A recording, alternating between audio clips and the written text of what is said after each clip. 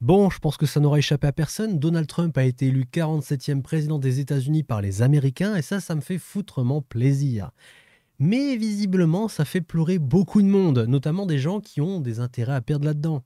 Donc ça fait couler des torrents de larmes, d'amertume et moi je les bois avec délectation. Notamment des mondialistes et des euro-gagas convaincus et corrompus jusqu'à la moelle. Et qui de mieux placé que notre cher président de la République, Emmanuel Macron, pour nous parler de ça en ayant posté un petit Twitter, un petit post sur X qui nous vante les intérêts et l'avenir de l'Union européenne.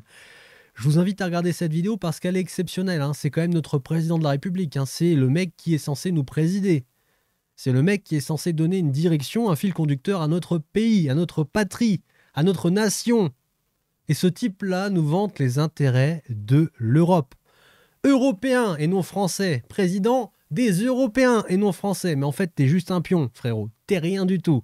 Donc déjà, redescends d'un cran dans le game et après, on en reparle. Reste à ta place. Ta place, c'est au fond du placard parce que tu t'es fait poutrer plusieurs fois, hein, sur plusieurs élections. Tu as de la chance qu'il y a beaucoup de gens qui ne votent pas. Sinon, tu ne serais pas là. Hein. Clairement. Hein, parce que les gens qui ne votent pas, c'est des gens qui ont abandonné la politique. Ils sont dégoûtés de la politique. Avec des gens comme vous au pouvoir, voilà, avec un système aussi corrompu de A à Z, comment veux-tu avoir confiance et encore de l'envie, de la passion pour la politique? Non, tu laisses ça à ceux qui ont encore envie d'y croire et puis tu n'y crois plus.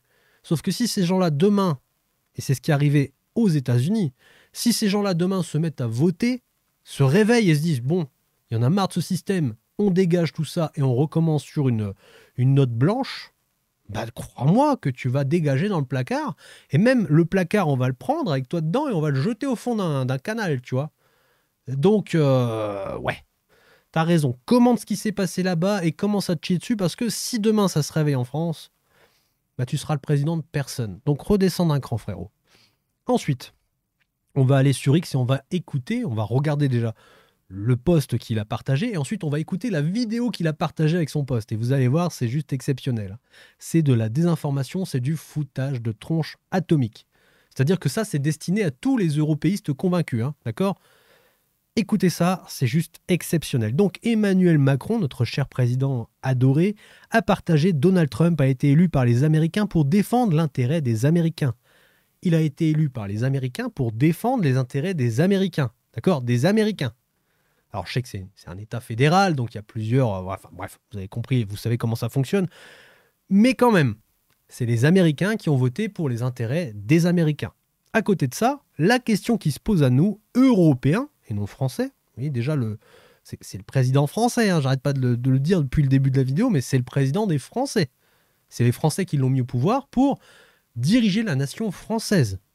Ben non, la question qui se pose à nous, Européens, c'est sommes-nous prêts à défendre l'intérêt des Européens? Est-ce que vous voulez aller défendre les intérêts des 27 pays de l'Union européenne?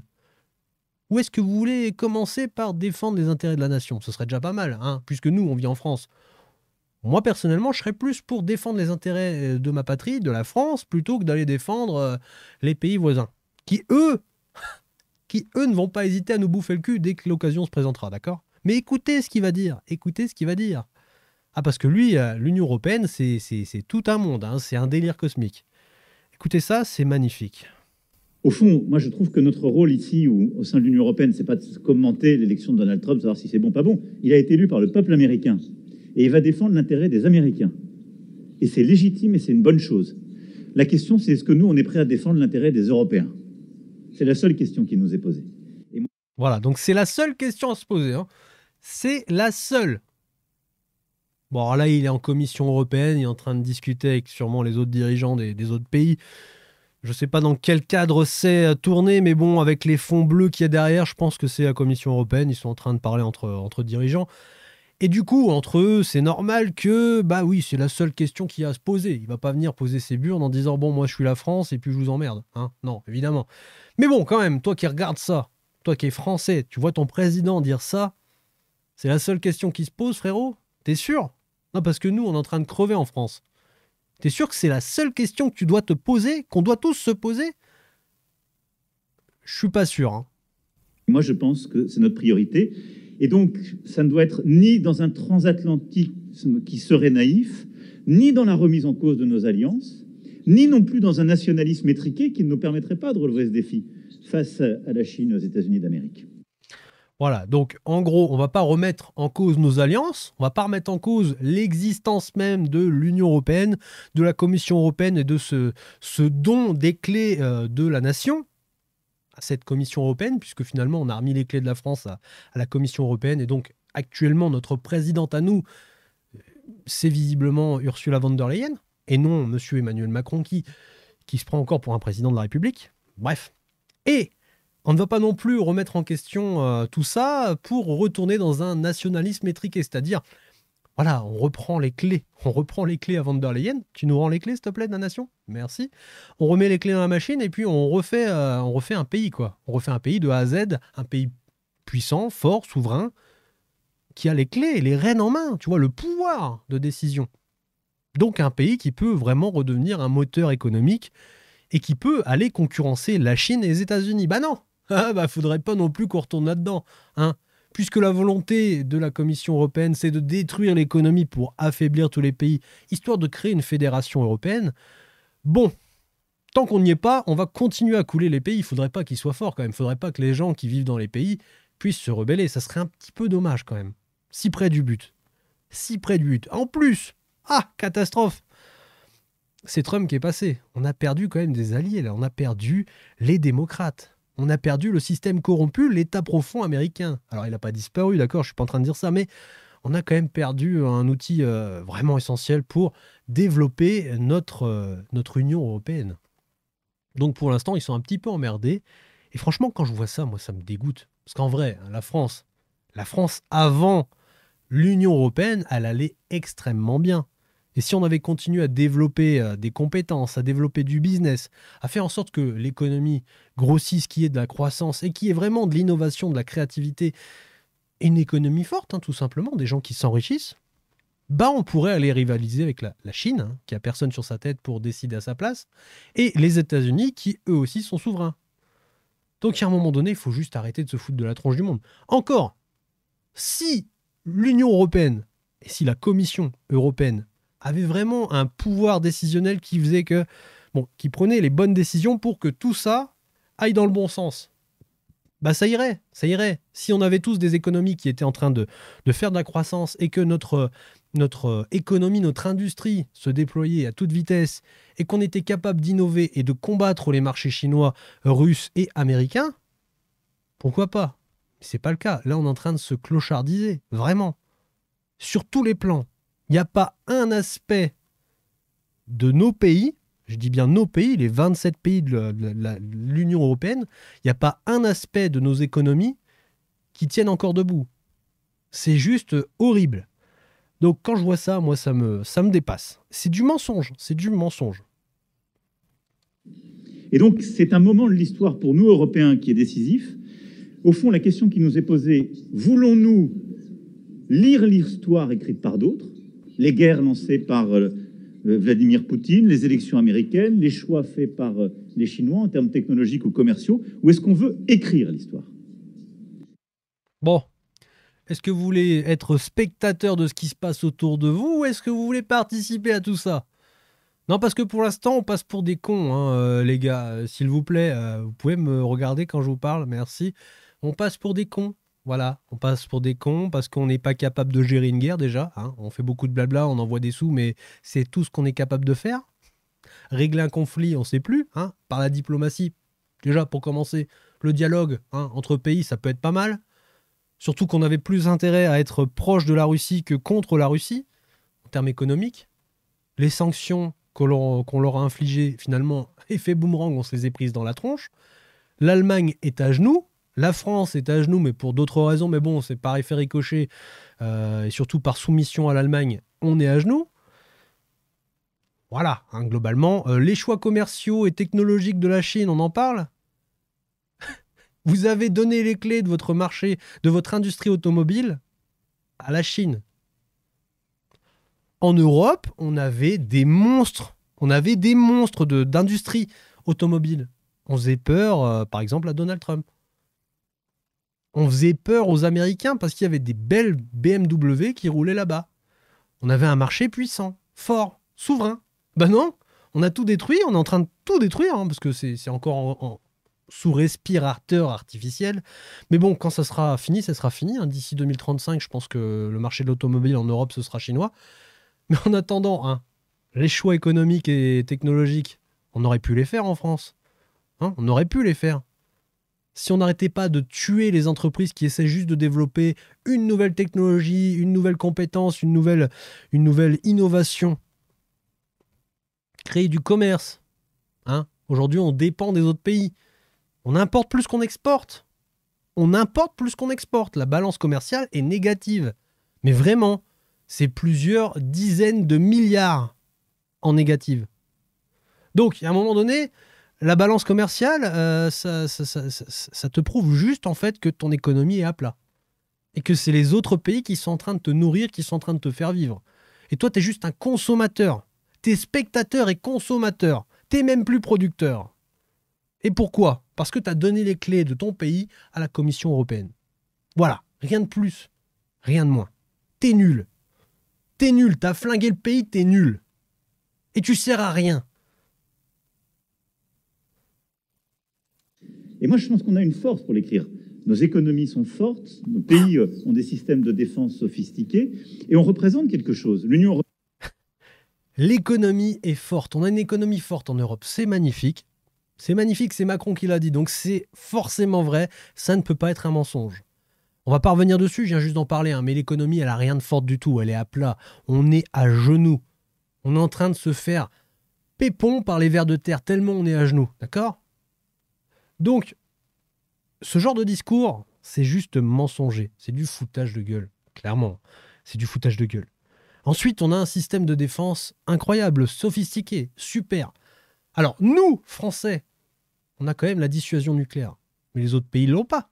Ah, c'est vrai qu'on partage notre parapluie nucléaire avec les autres pays de l'Union européenne. Donc, évidemment, s'il y en a un qui décide d'aller foutre le bordel à droite, à gauche, on les défendra, évidemment. Mais bon, à côté de ça, on a combien de jours de munitions? Je crois avoir lu qu'il y avait à peine une semaine de munitions en cas de conflit de haute intensité. C'est-à-dire qu'en gros, là, tu pars sur un champ de bataille et t'envoies la sauce, t'envoies la sauce, t'envoies la sauce. Et au bout d'une semaine, il n'y a plus de sauce. D'accord? C'est toi qui te prends la sauce. Parce que t'as plus de mecs et t'as plus de munitions. T'as plus de matériel, t'as rien. C'est ça une défense sophistiquée, frérot? Ah, mais oui, mais c'est vrai, tu comptes sur la défense européenne, tu comptes développer la défense européenne, évidemment. Mais j'avais oublié ce facteur-là, désolé, désolé. Évidemment. Non mais, il est malade ce type. Il est cinglé, hein, sans déconner. Hein. L'Union européenne, c'est 440 millions d'habitants avec ses 27 pays, et la communauté politique européenne, c'est plus de 700 millions d'habitants. Si on décide d'avoir conscience de ce qu'on représente géopolitiquement, commercialement, c'est une puissance inouïe. Il n'y a aucun marché de 700 millions d'habitants aussi uni par l'histoire, des intérêts, des valeurs que nous autour de cette table. Aucun. Ah bon? Bah d'accord, d'accord. Donc en fait, il faut être dans une commission, dans une Union européenne pour avoir des intérêts communs. Tout est beau, tout va bien. On représente quelque chose géopolitiquement, commercialement. C'est magnifique. C'est un discours magnifique. Sauf que dans les faits, tu as des pays qui sont ensemble, mais qui n'ont rien à faire ensemble. Des économies qui sont ensemble, mais qui n'ont rien à faire ensemble. Des gens qui n'ont rien à faire ensemble, tout simplement. Qui ne devraient pas partager la même monnaie, parce que ça affaiblit des pays, même si ça profite à d'autres. Donc, par exemple, l'Allemagne en a beaucoup profité. Mais la France et d'autres pays, la majorité des pays, se sont flingués avec cette monnaie, notamment la Grèce. La Grèce n'avait rien à foutre en Europe, dans l'Union européenne, pas en Europe, on ne va pas la délocaliser non plus, mais on l'a fait rentrer dedans et on l'a saigné à blanc. Et c'est ce qui est en train de se passer avec la France, évidemment. Évidemment. Sinon, comment pourrait-elle se coucher aux exigences de cette entité supranationale qui veut nous absorber pour faire une fédération des États de l'Union européenne ou de l'Union RSS. Voilà, l'Union européenne RSS. Bah oui, il faut absolument la coucher, quoi. Il faut absolument la coucher, sinon ça ne marche pas. Ça ne marche pas. Le peuple souverain français ne va pas se laisser faire. Sauf que s'il a plus de souveraineté, s'il a plus de cash et s'il a plus rien à perdre, enfin, je veux dire, il est à poil, bon, bah, il se laisse faire. Il se laisse faire. Il n'y a rien à défendre. Donc, vas-y, bah, prends-nous, frérot. On verra bien. Si on se réveille et qu'on décide au fond de ne pas disparaître géopolitiquement et de ne pas être le marché d'ajustement des autres puissances économiques. Donc là, en gros, ne pas disparaître géopolitiquement, donc politiquement, ça veut dire en gros dissoudre l'Union européenne. Si on décide de ne pas dissoudre l'Union européenne, c'est comme ça que je l'interprète en tout cas, bon, bah, on peut montrer aux autres qu'on est quand même une puissance économique, etc. Hein. Mais tu vas relancer l'économie à partir de quoi? Je veux dire, quand tu détruis tout, il faut tout reconstruire après. Ça coûte un pognon de dingue. Et qui est super endetté? Coucou, c'est nous les Français. Qui est super endetté? C'est nous les Français. Qui est en train de détruire son économie et son industrie à côté de chez nous? C'est l'Allemagne. Tu vas reconstruire quoi? Ah oui, c'est vrai, mais le rapport Draghi, j'ai oublié. Monsieur Draghi qui a enfin reconnu que l'Union européenne ne servait à rien, à part à détruire les économies. Et donc, c'est un échec total.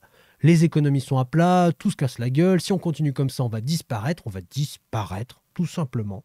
Il le dit très bien. Donc, tiens, qu'est-ce qu'on pourrait faire? On pourrait déjà piquer de l'épargne aux Français, aux Allemands, et puis à tous ceux qui font partie de l'Union européenne. Donc, on va leur piquer un petit peu d'épargne, mais ça, c'est pas pour tout de suite, ça viendra après.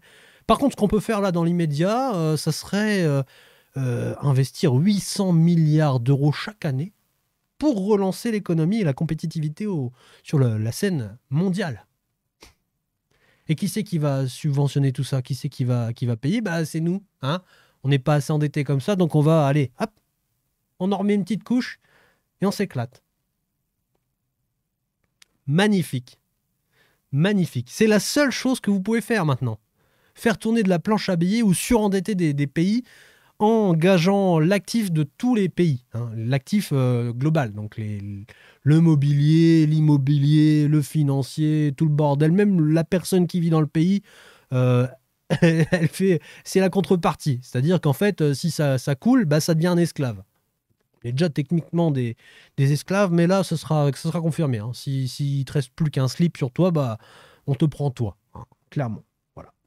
C'est magnifique. Moi, je préférerais qu'on décide de disparaître géopolitiquement, d'accord, en tant qu'Européens. Et qu'on redevienne un État-nation souverain, fort, avec les clés de la nation en main. Économiquement et commercialement.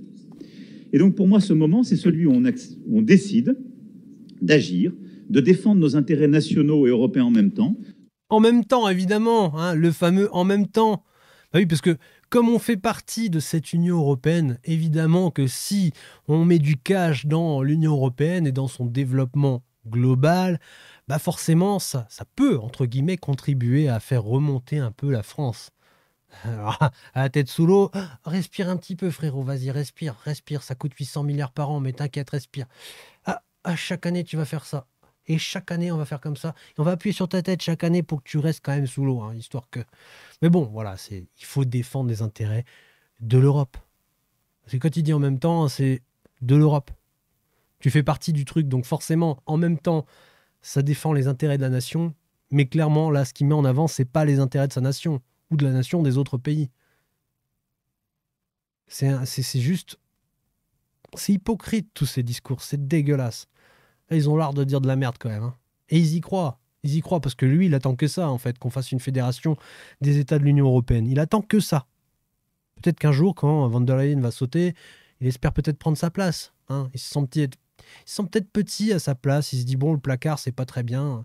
J'aimerais bien siéger tout en haut, hein, quand même. Hein. Bah, imaginez un peu la catastrophe si un mec comme ça...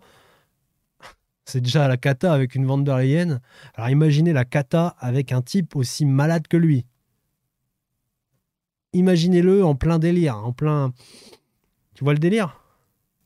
De croire dans notre souveraineté, dans notre autonomie stratégique, et de dire au fond, on n'a pas envie simplement d'être des clients, d'être un marché qui est pris, de déléguer en fait à d'autres notre économie, nos choix technologiques ou notre sécurité, mais on veut pleinement se saisir de la question de la paix sur notre sol, de notre prospérité et de notre modèle démocratique. Pour moi, c'est ça les trois défis de la communauté politique européenne qu'on a à discuter ensemble. Voilà. C'est magnifique. Attendez, on va juste revoir ce passage parce que clairement, il est magnifique. Si on se réveille et qu'on décide au fond de ne pas disparaître géopolitiquement et de ne pas être le marché d'ajustement des autres puissances économiquement et commercialement. Alors, le marché d'ajustement des autres puissances économiques et commerciales, on l'est déjà. D'accord? Tu ne peux pas décider de ne pas l'être, tu l'es déjà. Parce que tu as vidé le pays de toute sa richesse, son industrie, sa capacité à créer de la valeur pour les autres. Et donc à exporter des choses dans les pays voisins, les marchés concurrents. Là, tu nous as rendus, toi et puis tes compères, dépendants des importations. Et donc nous, on importe des choses sur nos terres au lieu d'exporter. Et la balance commerciale, elle ne fait que se creuser. Donc en fait, globalement, ce qui se passe, c'est que au lieu de créer de la richesse et de s'accaparer les richesses des autres, on envoie nos propres richesses. Donc le pays se vide de sa substance pendant que d'autres, des géants, deviennent littéralement des titans. Et à la fin, qu'est-ce qu'il va faire? Il va t'écraser. Il va racheter tout ce qu'il peut racheter. Il va te dépouiller. Il va laisser un slip ou deux à la limite. Et c'est tout. Et c'est tout. Donc si on décide de ne pas disparaître géopolitiquement, de ne pas dissoudre cette Commission européenne, on va quand même investir massivement, histoire de... Il faudrait le faire, quoi. Il faudrait faire cette fédération des États de l'Union européenne, histoire de pouvoir survivre un tout petit peu plus longtemps. Et puis peut-être ne plus être cette variable d'ajustement des autres marchés qui littéralement sont en train de vider nos pays. Nos pays, les 27 pays, sont en train de se vider de leur substance. Alors, on a peut-être quelques-uns dans le lot qui profitent de cet avantage d'être dans l'Union européenne. Nous, clairement, c'est plus un handicap qu'autre chose. Mais bon, Macron a l'air d'être convaincu qu'il faut se battre. Et donc pour moi, ce moment, c'est celui où on décide d'agir, de défendre nos intérêts nationaux et européens en même temps, de croire dans notre souveraineté, dans notre autonomie stratégique, et de dire au fond, on n'a pas envie simplement d'être des clients, d'être un marché qui est pris, de déléguer en fait à d'autres notre économie, nos choix technologiques ou notre sécurité, mais on...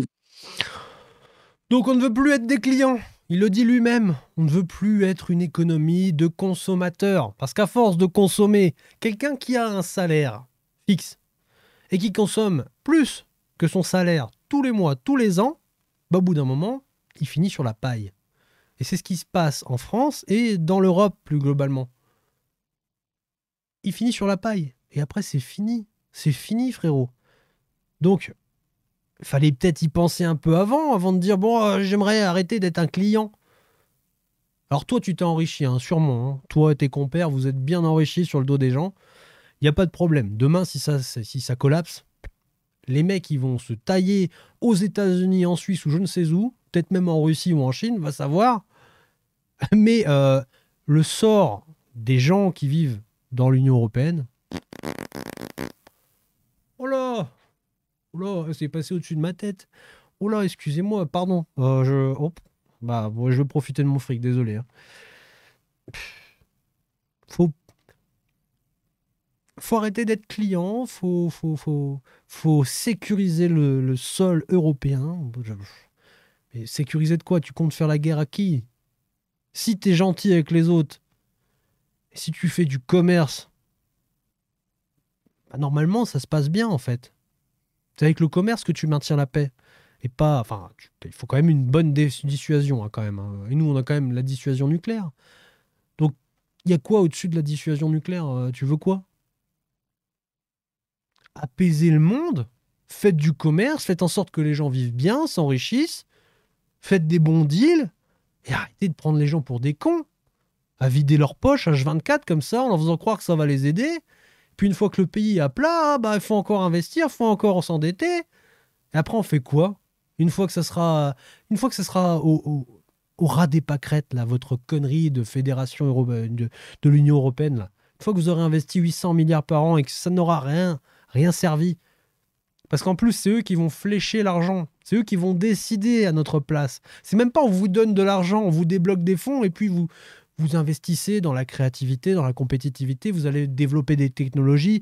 Bref, vous allez conquérir des marchés, les acquérir et faire en sorte que les autres pays viennent se servir chez nous. Viennent acheter chez nous. Pas se servir, mais acheter chez nous. Donc on retrouve nos lettres de noblesse. Mais non, c'est pas ça. C'est eux qui vont encore décider. Donc quand on voit où ça nous a mené en décidant depuis le début de ce qu'on doit faire de notre argent, de notre économie, de nos activités, etc., ça nous a mené au mur. Et ils veulent créer un autre mur plus grand encore. Et une fois qu'ils auront fait ça et que ça aura capoté, on fait quoi? On fait quoi? On va voir les États-Unis, on va voir la Russie, on va voir la Chine, on dit hey, les gars, on fait pot commun? Sans déconner,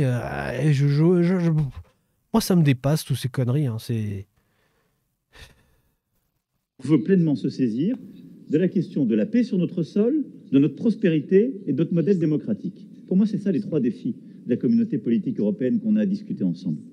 Bref, c'est un guignol. Voilà, bon, bah, de toute façon, je pense que j'apprends rien en français. C'est un guignol. Et son discours, bah, c'est un discours de guignol. Donc, Béatrice Rosen dit non. Je crois que la vraie question, la seule qui compte, d'accord, c'est êtes-vous prêt à défendre les intérêts de la France? Oui, merci. Merci Béatrice Rosen. Moi, je suis prêt à les défendre, d'accord? Je suis prêt à les défendre, mais pas ceux de l'Europe. Parce que ceux de l'Europe, ils vont nous mener droit dans le mur. Ils nous ont déjà menés dans le mur. J'ai pas envie de prendre un deuxième mur encore plus gros, quoi. Et à un moment donné, s'il y a une chance de se relever, il faut la saisir maintenant. Il faut arrêter avec ces conneries de Rogaga, quoi. Les mecs, ils sont à fond. Ils sont à fond. Ça leur fait peur, cette élection. Hein. Ça leur fait vraiment peur. Ils ont perdu un allié de taille, là. Les États-Unis, c'était un allié de taille. D'ailleurs, l'Union européenne, c'est un produit purement américain. Hein. C'est les Américains qui ont mis ça en place. Clairement. Donc là, aujourd'hui, ils perdent cet État profond qui les soutient et qui les dirige. Ça leur fait peur. Et là la décision, clairement, il le dit lui-même. Hein. Si on décide faut décider en fait de ne pas dissoudre tout ça, de ne pas disparaître géopolitiquement. Et donc, il faut se regrouper, investir massivement pour arrêter d'être des consommateurs et exister sur la scène internationale. Exister. Parce qu'actuellement, on n'existe pas en fait. On sert juste à enrichir d'autres pays tout en se vidant de notre propre substance. Il le dit, c'est clairement le sens de son discours en fait. Clairement, c'est ça. Les mecs, ils sont à un tel niveau d'aveu d'échec, mais ils en veulent toujours plus. Qu'est-ce qu'on va faire d'autre, les gars? Qu'est-ce qu'on va faire d'autre? On a touché le fond. Qu'est-ce qu'on va faire d'autre? Bon, on va creuser un petit peu plus profond. On verra bien. Peut-être qu'il y aura un gisement d'or ou de diamants, pourquoi pas. Hein. On se croirait dans Minecraft, là. Sauf que c'est pas Minecraft, la vie. Hein. C'est pas ça du tout. Hein. Ou alors, quand tu vas tomber, mais tu vas tomber de haut, ça va être dans un puits de magma vénère. D'accord? L'Alouette. Agora du Frexit. Et vous, quand comptez-vous défendre l'intérêt des Français? Ben jamais. Jamais. Macron, jamais. Il ne défendra les intérêts de la France. C'est mort. Tom Bedoya dit « Nous sommes les Français et vous le savez très bien. » 3 petits points. Super Atfrit. Afrit? Ok. Et si tu commençais à défendre l'intérêt des Français? Fred FPLC, mais on s'en fout de défendre l'intérêt des Européens, il faut défendre l'intérêt des Français. C'est pour ça que vous êtes en cohabitation, vous ne comprenez rien. Vous ne comprenez rien. Et c'est exceptionnel quand même. C'est-à-dire que déjà sur les premiers postes, ceux qui remontent le plus haut, on s'en fout de l'Europe en fait, on s'en fout des intérêts de l'Europe. Ce qu'on veut, c'est défendre les intérêts de la France. Je crois que sa vidéo, son post, il a été vu 1 400 000 fois. 1,4 million de vues. Et sur le nombre de commentaires, il y a combien de commentaires 6 000 commentaires. Je suis sûr que sur les 6 000 commentaires, il y en a au moins la moitié qui le défoncent. Crois-tu qu'il va prendre connaissance de ces faits, qu'il va prendre conscience avec ça, qu'il faut défendre les intérêts de la France? Évidemment que non. Les forces du pouvoir et de l'argent sont bien plus fortes que la voix du peuple. La voix du peuple, c'est un cri de souris dans une forêt, quoi. Tu l'entends pas. Ça devait être le vent, je pense. C'est une feuille, c'est une branche qui a craqué. Ah, c'est une deuxième branche qui craque. Ah, dis donc, ça craque beaucoup ici. Hein. Je vais peut-être aller voir ailleurs. Hein. Fabrice Saint-Paul, Donald Trump est président élu depuis à peine 2 jours. Le Hamas appelle à la fin de la guerre au Moyen-Orient. Les Houthis, soutenus par l'Iran, ont annoncé un cessez-le-feu. Poutine s'est dit prêt à œuvrer pour la paix. Voilà ce qu'est un homme d'État. Et là, j'irai plus loin encore. C'est pas forcément ce qu'est un homme d'État. c'est juste en fait la représentation de ce qu'est le système. C'est-à-dire qu'en fait, le système a changé de main. Le système, tel qu'il est depuis plusieurs années, a perdu la main. Et ça prouve bien une chose, c'est que ce système entretient les guerres dans le monde. Ce système fait en sorte que voilà, la guerre perdure un petit peu plus en mettant un peu plus d'huile dessus, histoire que ça fasse tourner l'industrie de l'armement, que ça fasse rentrer beaucoup d'argent dans le pays, qu'on puisse détourner aussi de l'argent public. Parce qu'il ne faut pas oublier que quand on te demande de l'argent, l'argent, il ne tombe pas d'un pluie magique, d'accord? Ça vient de l'argent des gens qui travaillent dans les pays qui donnent cet argent, ou qui achètent des choses. Donc c'est de l'argent public. Et ça passe d'une poche publique vers des poches privées. Parce que les usines d'armement, hein, c'est privé, d'accord? Et les actionnaires qui sont là-dedans, ceux qui sont à la tête de cet outil de production, bah, croyez-moi qu'ils s'en mettent plein les poches. D'accord? Plein les poches. Et du jour au lendemain, Trump, il dit, bon, moi je prends le pouvoir, mais attention, avant le 20 janvier, je veux que tout soit fini. Je veux que tout soit fini. C'est genre, c'est le maître du jeu. Et là, bon, bah c'est bon, vous avez bien joué pendant quelques années, là. Maintenant, on arrête les conneries, sinon les répercussions vont tomber. D'accord? On est les États-Unis, on est les maîtres du monde. Pour l'instant, on a le dollar, vous n'avez pas le choix, vous le prenez. Donc, si on dit c'est fini, c'est fini. Point. Et ça, c'est plus qu'un président, c'est plus qu'un homme d'État, en fait. C'est juste la représentation du système tel qu'il est aujourd'hui et tel qu'il devrait être demain. D'accord? Tel qu'il aurait toujours dû être. Un système pas corrompu, un système qui défend les intérêts, pour de vrai, les intérêts des Américains. Et j'ai envie d'aller voir plus loin même les intérêts du monde. Parce que quand tu vas voilà, faire en sorte que des guerres s'arrêtent et prôner la paix, bah voilà, tu le vois, hein, ils sont en train de se chier dessus en Europe, là. Macron se chie dessus et tous les autres se chient dessus. Parce que nous, on va se terminer là-dessus, mais nous, on s'est vidé de notre substance pendant que d'autres pays se sont engraissés, sont devenus littéralement des géants. La Chine, qui ne représentait rien, est devenue un géant. La Russie, qui a collapsé en 90, l'URSS s'est cassé la gueule, elle est repartie de zéro. Aujourd'hui, c'est un géant qui nous piétine. D'accord? Et nous, on s'est vidé de notre substance. Et là, aujourd'hui, les cartes sont rabattues, le maître du jeu change, le maître du jeu dit stop. Stop, c'est fini, les gars. Et l'Union européenne se retrouve comme des cons. On se retrouve comme des cons. Imaginez un petit peu le niveau de délire, en fait. Les mecs, ils te regardent et ils se fendent la gueule. Poutine se fend la gueule. Ah, ils n'ont pas voulu de mon énergie pas chère. Il se fend la gueule. Il le dit lui-même. Il le dit lui-même. Vous avez préféré flinguer votre économie plutôt que de ravaler votre fierté. Vous vous êtes mêlé d'un conflit qui ne vous regardait pas. Vous nous avez mis des sanctions qui se sont retournées contre vous. Et aujourd'hui, vous payez l'énergie 7 fois plus cher. Vos pays sont en train de couler. Votre économie coule. Vos populations sont en train de crever la gueule ouverte. Tout ça parce que vous n'avez pas voulu prendre cette énergie. Et puis de l'autre côté, tu as l'État profond américain qui a quand même fait sauter Nord Stream. Alors on va dire oui, c'est un pêcheur ukrainien, je sais plus c'était quoi le narratif de l'histoire officielle du mec qui a été avec son petit bateau de pêcheur faire sauter Nord Stream, c'est juste du foutage de... Franchement, hein, entre nous. Le petit pêcheur, il va aller là-bas, son petit commando, il va aller faire péter Nord Stream. Ça se prépare un truc comme ça. Hein. Je pense que... Je sais pas à quelle profondeur c'est, mais c'est pas, tu vas pas faire sauter ton Nord Stream comme ça. Ça se passe pas comme ça. Hein. Bref, Joe Biden l'a dit en plus. Il l'a dit, on va faire péter Nord Stream. Ils ont fait péter Nord Stream. Et aujourd'hui, il reste Nord Stream 1, qui lui est toujours fonctionnel, et ils veulent pas le rallumer. Par pure idéologie. Bah maintenant, on est tous en train de crever et on passe pour des bouffons. On passe pour des bouffons. Et on a un président qui est, désolé, mais qui est un pur bouffon, un pur produit de cette mascarade européenne. Alors lui, il s'en met plein les poches, et demain, quand on va collapser, bah lui, il va disparaître. Il va disparaître.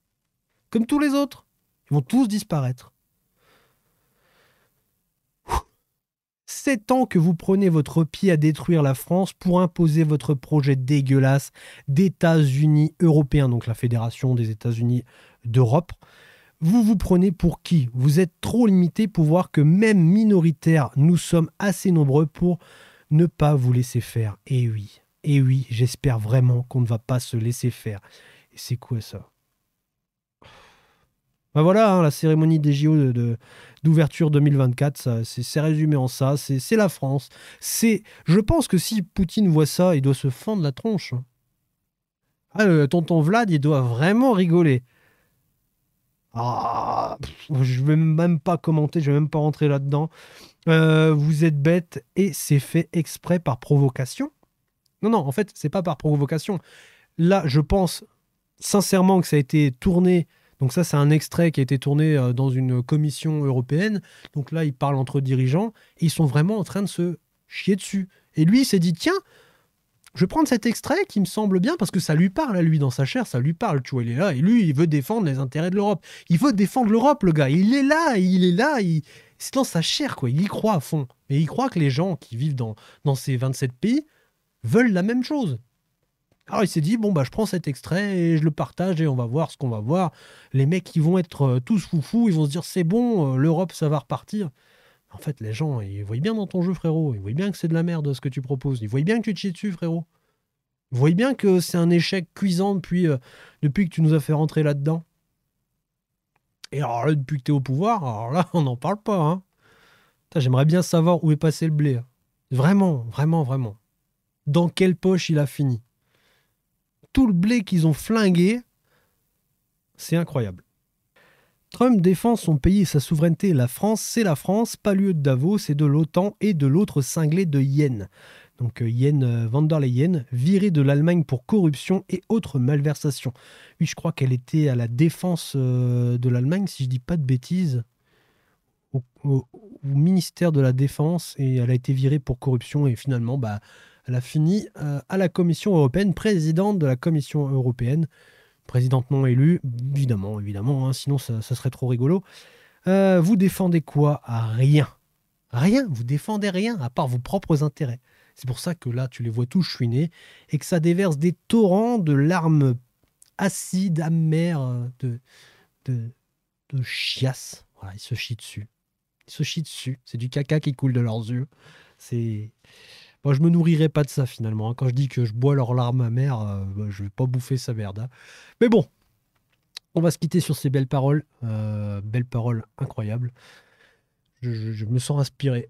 Donc, n'hésitez pas à commenter ce que vous en pensez. Est-ce que vous pensez de cette Union européenne, de l'avenir qu'il nous propose, cet élan de renouveau qu'a déclenché Trump en étant élu président des États-Unis avec une entrée fracassante dans le game. Parce que là, il a tout raflé, hein. Il a raflé le Sénat, il a raflé le vote populaire, il a raflé les plus gros électeurs. Et donc, c'est clairement une victoire en fanfare. C'est une victoire incroyable. Je pense que c'est historique. C'est historique. Après, comme j'ai vu certaines vidéos et certaines personnes commenter, c'est du niveau de la chute du mur de Berlin. C'est à ce niveau-là. C'est genre, on rabat les cartes. Incroyable. Donc, on verra bien ce que ça annonce pour l'avenir. N'hésitez pas à le marquer dans les commentaires, ce que vous en pensez, etc. Est-ce que vous êtes pour ou contre cette idée de développer une fédération des États de l'Union européenne et de faire pot commun pour essayer de rattraper la locomotive du monde entier, qui est partie très très loin, hein. Nous, on est encore sur le quai, et je crois même qu'on n'a même pas encore posé le train sur les rails. Donc c'est pour vous dire où on en est. Je crois même qu'on est à des kilomètres de la gare, là, actuellement. Pendant que lui, le train, là, il est en train de s'en aller, mais à une distance phénoménale. Donc il va falloir des turboréacteurs à fusion nucléaire pour aller à la vitesse de la lumière pour essayer de les rattraper, d'accord? Et dites-moi si ça vous intéresse comme ça d'investir massivement, de vous endetter massivement avec un deuxième mur de la dette encore plus grand et de lier votre avenir à ceux de 27 pays et à ceux de 27 présidents et plus, parce qu'il y a aussi le- le- l'Assemblée parlementaire de la Commission européenne, il y a tous ces gens-là qui, eux, décident à notre place. Donc, voilà. Est-ce que vous voulez remettre votre avenir, les clés de votre pays à ces gens-là? Dites-le moi dans les commentaires, moi ça m'intéresse. Et voilà. On se quitte sur cette belle image. Ça résume clairement la situation de la France et ça me fait peur. Moi, je me reconnais pas là-dedans. Est-ce que vous vous reconnaissez là-dedans?